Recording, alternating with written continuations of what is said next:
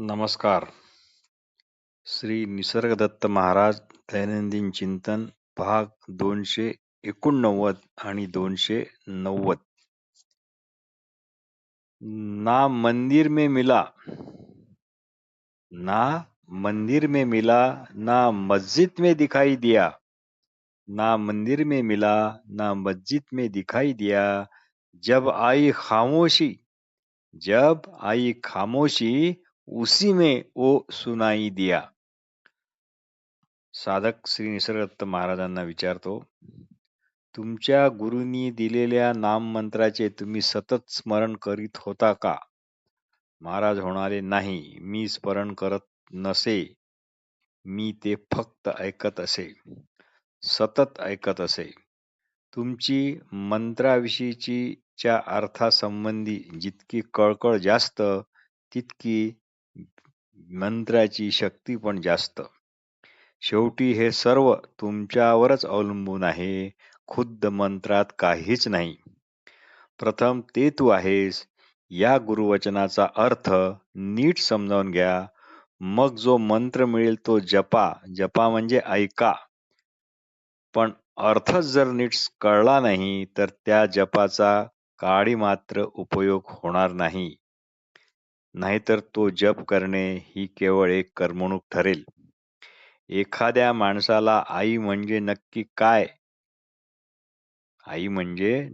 काय असते हे जर माहीत नसेल तर त्याचे सदैव आई आई आई असा जप करणे जितके निरर्थक असते तसेच हे होईल.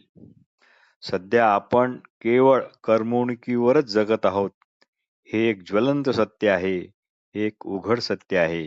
एकही क्षण असा नसतो की ज्यावेळी आपण या करमणुकीच्या जगाच्या तावडीत नसतो असा. स्पोर्ट, चित्रपट, web series, TV program, gossip आणि काहीच नसेल तर घरगुती कलहाच्या गोष्टी इत्यादी इत्यादी यात आपण भरपूर मनोरंजन करून घेतो, करमणूक करून घेतो.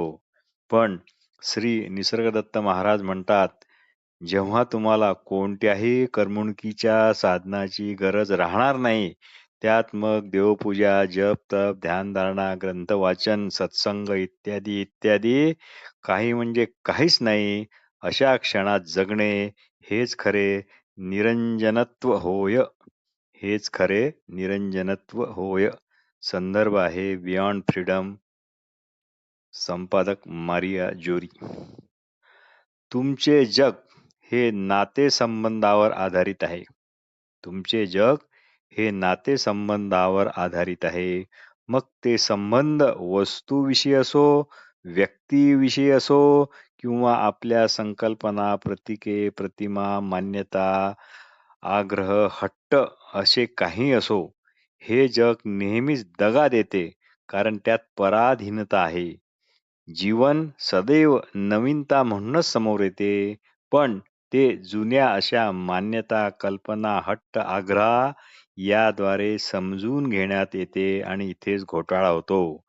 जेव्हा तुम्ही तुमच्या अगोदरपणाने असणाऱ्या असणेपणात असता, अर्थात तेथे व्यक्ती असा भाव नसतो. कदाचित त्यामुळेच आपण असणेपणास राहण्यास घाबरतो असे तुम्हाला वाटते काय? पण व्यक्तिमत्व हे केवळ भासमान आहे, हे कळणे ज्यामुळे शक्य होते ते अगोदरच्या असणेपणामुळेच शक्य होते. शुद्ध असणेपण मग ते कुणाचेही असो, ते नित्य वर्तमानातच असते. स्थळ, काळ यांचे कळणे यामुळेच शक्य होते. त्या सर्वांच्या बुडाशी हेच आपले अगोदरपणाने असणारे असणेपणच असते. एकाने श्री महाराजांना प्रश्न केला, व्यक्त आणि व्यक्ती यांच्यातील भेद आम्ही कसा ओळखावा आणि कसा अनुभवावा? महाराज म्हणाले, व्यक्त हा निरंतर स्फूर्तीचा भाग आहे. पण या स्फुरणाला आपण स्फुरत आहो याचेच भान नाही. या स्फुरणालाच आपण स्फुरत आहो याचेच भान नाही. ते फक्त आणि फक्त स्फुरण आहे. आणि व्यक्ती म्हणजे स्मृती, आठवणी, संकल्प, आग्रह, हट्ट, मते, अमुक-तमुक असणे, अमुक-तमुक नसणे, अमुक-तमुक असावे वाटणे, अमुक-अमुक नसावे वाटणे, याचे एक कडगोळे, याचे एक कडगोळे, पण फक्त एक तऱ्हेचा गोशावारा. व्यक्तीला सुखात व्यक्तीला सुरुवात व अंत असतो, पण व्यक्त हे मात्र सदैव व्यक्तच असते. सुरुवात नाही, शेवट नाही. व्यक्तीचे, स्मृतीचे, शब्दाशिवाय, भाषेशिवाय काही चालतच नाही. व्यक्तीचे, स्मृतीचे, शब्दाशिवाय, भाषेशिवाय काही चालत नाही, तर व्यक्त हे सदैव निशब्द आणि निवांत असते. सर्व क्षणिक म्हणून मिथ्या आहे, हे ज्यामुळे कळणे शक्य होते, तेच आपले बुडाशी असणारे असणे पण होय.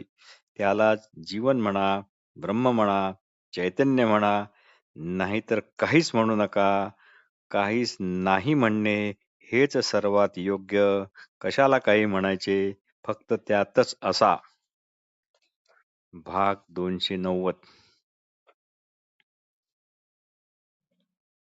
खुदाई कोई चीज नहीं जो बाहर मिले.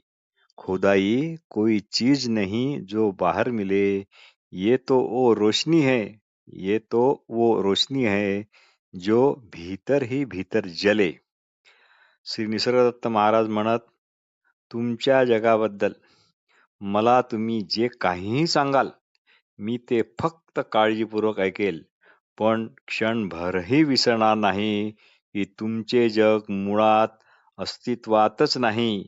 ते केवळ उघड्या डोळ्यांनी पाहिले जाणारे जागृत अवस्थेतील तुमचे एक स्वप्नच आहे. ती तुमची अज्ञानावस्था म्हणून ओळखली जाणारी जागृत स्वप्नावस्थाच आहे. यावर साधक म्हणतो, आमच्या जगापेक्षा तुमचे जग कशामुळे वेगळे आहे? महाराज म्हणतात, मीच माझे जग आहे व माझे जग मी स्वतःच आहे. माझ्या जगाचा प्रत्येक अनुभव फेटाळला जातो. माझ्या जगात प्रत्येक अनुभव फेटाळला जातो म्हणजे काय? त्याची स्मृती, त्याची स्मृतीचा अवशेष काही ठेवल्या जात नाही. माझ्या स्वतःची पण मला गरज नाही, कारण मी मुळात समग्रतेशी सजातीयच आहे, पूर्ण आहे. पूर्णतेला कशाची गरज असणार? यावर साधक विचारतो, ईश्वराची देखील जरुरी नाही. महाराज म्हणाले, या ईश्वर वगैरे सर्व कल्पना फक्त तुमच्या जगातच चालतात. माझ्या जगात त्याचा अजिबात साधा वावरही नाही, विचारही नाही. कारण तेथे सर्व शांत, निवांत आहे. कशाचीच गरज नाही, कशाचीच कमतरता पण नाही. तुमच्या जगात अशा नीरवतेला, निशब्दतेला स्थानच नाही. माझ्या जगात शब्द हे केवळ ध्वनी आहेत. त्यांना काही भाषा नाही, म्हणून त्यांना अर्थही नाही आणि त्याचा अर्थ कळणे मग तर दूरच राहिलो. तेच असे. बरे असो, तुमच्या जगात तुमच्या जसेच्या तसे काहीच राहत नाही. तुमच्या जगात जसेच्या तसे काहीच राहत नाही म्हणजे परिवर्तनशील असते. पण माझ्या जगात काहीच बदलत नाही, कधीच बदलत नाही. यावर साधक विचारतो, आपल्या जगात मग आपण एकटेच आहात असे वाटते. महाराज म्हणाले, एकदा का या अवस्थेत कोणतीच भाषा नाही, शब्द नाही, शांत नीरवता आहे, निवांतता आहे. त्यामुळे मग इथे एकटा दुकटा हे शब्द पण लागू पडत नाही. एकटा आहे, एकटा नाही हा विचार नाही. तुम्ही ते ठरवत आहात. मला याचा अजिबात अनुभव नाही. जास्तीत जास्त मी असे म्हणू शकतो की मीच सर्व आहे. त्यामुळे दुसरे म्हणायला इथे काही नाही. या अर्थाने तुम्ही एकटा म्हणू शकता, पण मी स्वतः एकटा नाही, दुकटा नाही. आता तुम्ही स्वतःच तुमच्या जगाची तपासणी करा. ही तपासणी कळकळीची, कोणताही हेतू, आशा, ध्येय, हाव, आग्रह, हट्ट इत्यादी रहित असेल, तर मग तुम्हाला अकस्मात तुम्ही पण माझ्यासारख्याच जगात आहात हे तुम्हाला त्वरित कळेल. साधक यावर म्हणतो, त्याचा मला काय फायदा? महाराज म्हणतात, म्हणूनच महाराज म्हणूनच म्हणतो, काही हेतू, आशा, हाव, हट्ट इत्यादी नको. बरं, तुम्हाला कोणता फायदा पाहिजे या स्वरूपाच्या प्राप्तीच्या विषयात? तुम्ही फायदा तोटा काही असेल असे समजता काय?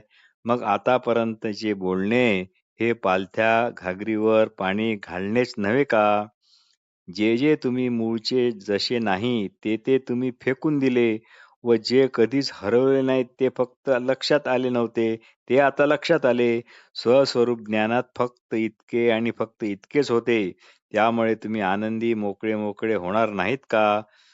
तुम्हाला अजून कुठला मोठा फायदा पाहिजे? हा फायदा काय कमी आहे का?